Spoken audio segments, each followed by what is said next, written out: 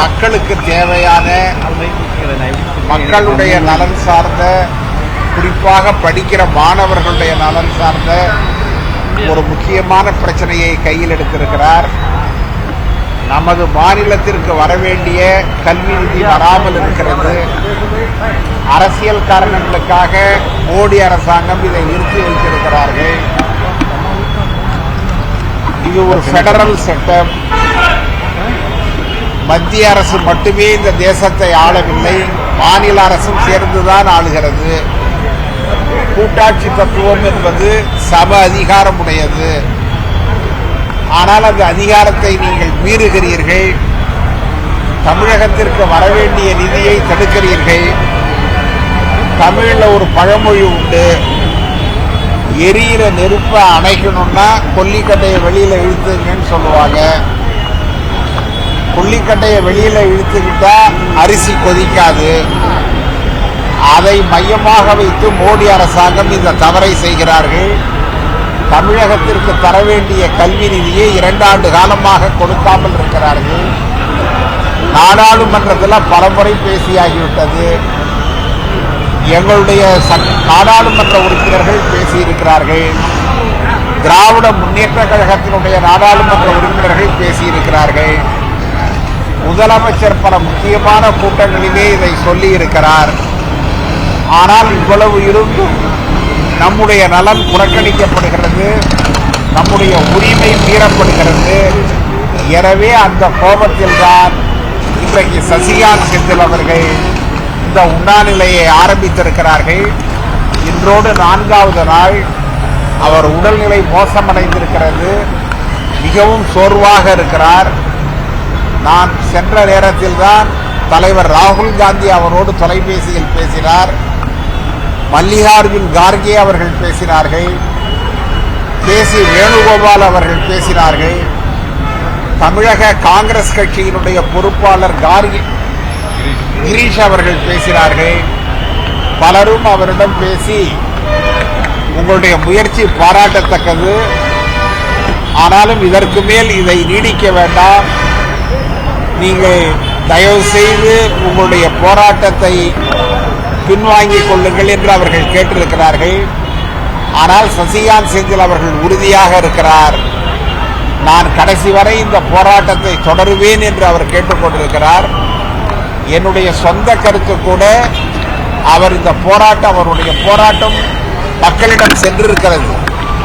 தமிழகத்தில் மட்டுமல்ல, இந்தியாவில் கூட முக்கியமான ஊடகங்கள் எல்லாம் இந்த செய்தியை பரப்பி இருக்கிறார்கள். ஒரு நல்ல நோக்கம், மக்களிடம் அது எடுபட்டு இருக்கிறது, சென்று சேர்ந்திருக்கிறது. எனவே அவர் தன்னுடைய போராட்டத்தை கைவிட்டு விடலாம் என்பது என்னுடைய கருத்து. நானும் அதை சொன்னேன். ஆனால் தோழர் சசிகாந்த் அவர்கள் மிக உறுதியாக இருக்கிறார். திரும்பவும் இன்று மாலை காங்கிரஸ் தலைவர்கள் அவரோடு பேச இருக்கிறார்கள். பேசிய பிறகு ஒரு முடிவு.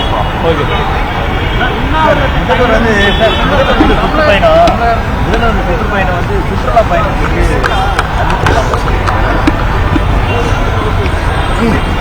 எல்லா நல்ல நோக்கங்களையும் பச்சைப்படுத்துகிறவர்கள் உண்டு.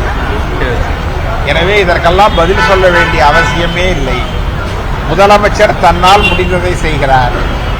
இந்த மாநிலம் தொழில்துறையில் வளர வேண்டும் என்று விரும்புகிறார். அந்நிய மூலதனமும் அந்நிய தொழில்நுட்பமும் வந்தால்தான் ஒரு மாநிலம் முன்னேற முடியும். எந்த காலத்திலும் முதலமைச்சர் மாநிலுடைய முன்னேற்றத்திற்கு தடையாக இருந்ததில்லை.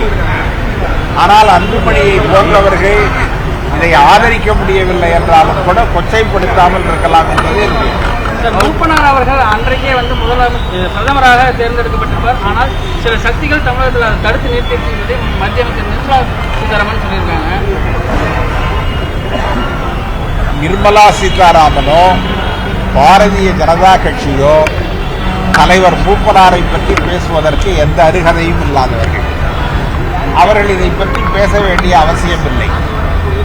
மூப்பனார் மீது அளவிடற்கரிய பற்று வைத்திருக்கிற நாங்களோ அல்லது காங்கிரஸ் கட்சியோ இதை பற்றி நாங்கள் எந்த விதமான கருத்தையும் சொல்லவில்லை. அது 15 ஆண்டுகளுக்கு முன்பு நடந்த விஷயம். பல கருத்துகள் அதில் இருக்கலாம். ஆனால் அதை சொல்வதற்கு பாரதிய ஜனதா ஏற்ற கட்சி அல்ல. நிர்மலா சீதாராமன் ஏற்ற நபர். ஆர்எஸ்எஸ்னுடைய கட்டுப்பாட்டில் தான் அதிமுக இருப்பதில் என்ன தவறு வந்து மத்திய அமைச்சர் எல் முருகன் வந்து பேசியிருக்காரு. RSS கட்டுப்பாட்டில் இல்லை, RSS கொடியவே கூட அதிமுக கொடியோட சேர்ந்து ஏற்றிக்கலாம். யார் போய் தடுக்க முடியும்? நாளைக்கு எடப்பாடி இந்த 2 கொடியும் சேர்ந்து தான் பறக்கும்னு சொன்னா என்ன செய்வீங்க? ஏன் RSS கூடாது என்று சொன்னால் ஒரு சிலர் கேட்கிறார்கள், ஏன் RSS கூடாது, ஏன் RSS கூடாதுங்கிறாங்க. RSS ஏன் கூடாதுன்னு சொன்னா, RSS மக்களை ஜாதி ரீதியாக பிரிக்கிறது, மத ரீதியாக பிரிக்கிறது. இந்த நாடு சுதந்திரம் அடைந்த பொழுது அந்த போராட்டத்தில் RSS பங்கு கொள்ளாத ஒரு அரசியல் இயக்கம். அன்னைக்கு எல்லாரும் பங்கெடுத்துட்டாங்க. பொது உடைமை கட்சிகள் பங்கெடுத்துக் கொண்டார்கள், திராவிட இயக்கம் பங்கெடுத்துக் கொண்டது, சோஷலிஸ்டுகள் பங்கெடுத்துக் கொண்டார்கள், காங்கிரஸ் தலைமை ஏற்று நடத்தியது. ஆனால் RSS மட்டுமே, RSS-னுடைய தலைவர்களோ ஏன் வாஜ்பாய் கூட அரை மணி நேரம் கூட சிறையில் இருந்தவர் கிடையாது. சுதந்திர போராட்டத்தில் அத்வானி சிறையில் இருந்தவர் கிடையாது, மோடி இருந்தவர் கிடையாது, அமித்ஷா இருந்தவர் கிடையாது. எனவேதான் நாங்கள் சொல்லுகிறோம், இந்த தேசத்தினுடைய சுதந்திர போராட்டத்தில் கூட பங்கெடுத்துக் கொள்ளாத ஒரு எதிர் சக்திகள் அவர்கள். எனவே RSS-ஐ மக்கள் வெறுக்கிறார்கள், மக்கள் ஒதுக்கி வைக்கிறார்கள்.